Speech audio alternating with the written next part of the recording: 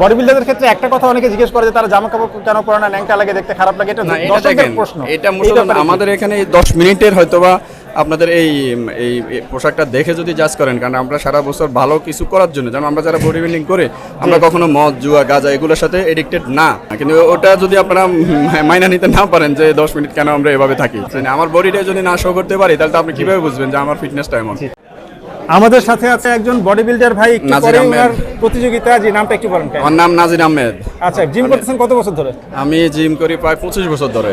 25 বছর, long time. জিমের পাশাপাশি আর কি করতেছেন? আমি বেসিক্যালি একজন সফটওয়্যার ইঞ্জিনিয়ার। আরে বাপ রে, সফটওয়্যার ইঞ্জিনিয়ার আবার বডি বিল্ডার।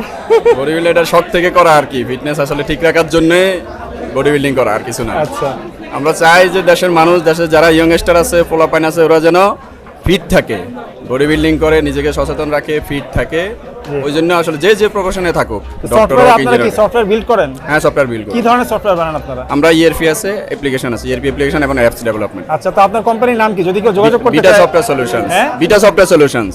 আচ্ছা, আর মানে এটা কি গুগলে সার্চ দিলে পাওয়া যাবে? হ্যাঁ, অবশ্যই, একদম নাম্বার 1 এ চলে আসবে, বিটা সফটওয়্যার সলিউশন দিলে আসবে। আচ্ছা, এখন বলেন, খাওয়ার পিছনে যেই খরচটা হয়, বডি বিল্ডিং এর পিছনে যেই খরচটা হয়, কোথা থেকে আসে? সফটওয়্যার ইঞ্জিনিয়ারিং এর এখান থেকে? হ্যাঁ, সফটওয়্যার ইঞ্জিনিয়ার ওখান থেকে আসে। বেসিক্যালি এখানে আমার তো এই ধরনের ইনকাম সোর্স, আমি জিমে কোনো ট্রেনারও না, কিছুই না, আমি যা আর্নিং করি আমার বিজনেস থেকে। আমাকে এটা, আপনি ট্রেনার না? না, আমি কোনো ট্রেনার ওখান থেকে টাকা না, ওই সময় আমার নাই কোথায় ট্রেন করা। সেটাই। আচ্ছা, তো নতুনরা যাদের এই ধরনের জব নেই, তারা কি করবে? তারা এই টাকাটা জোগাড় করতে পারে কিভাবে? সবাই সবার মতো আসলে পরিশ্রম করে করতে হবে, জব করে, বিভিন্নভাবে পার্সোনাল ট্রেনিং করে। আচ্ছা, বাসা থেকে কেমন সাপোর্ট পাওয়া যায় এই বডি বিল্ডিং? সাপোর্ট আছে, আলহামদুলিল্লাহ ভালোই, খারাপ না। আপনি যে এরকম ধরেন বডি বিল্ডারদের তো অনেক কিছু স্যাক্রিফাইস করতে হয়, বিয়ের অনুষ্ঠানে দাওয়াত খেতে পারে না, ঘুরতে যেতে পারে না, একটা নির্দিষ্ট টাইম। ওটা হয়, ওটা একটা সময় হয়ে গেছে। আমরা তো এখন আসলে ছেলে মেয়ে বাপ হয়ে গেছি, ঠিক আছে, আমাদের ছেলে মেয়ে বড় হয়ে গেছে অলরেডি, ছেলে মেয়েরাও বুঝে গেছে বাবা এরকম নাকি?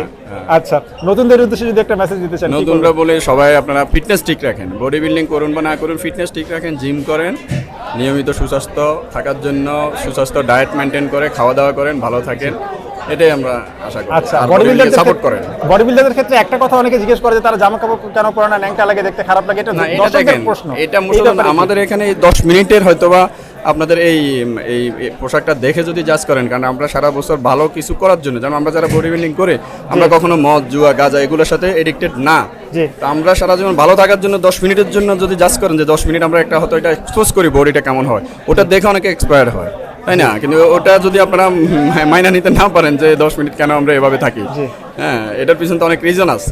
আমার বডিটা যদি না শো করতে পারি তাহলে তো আপনি কিভাবে বুঝবেন যে আমার ফিটনেসটা এমন।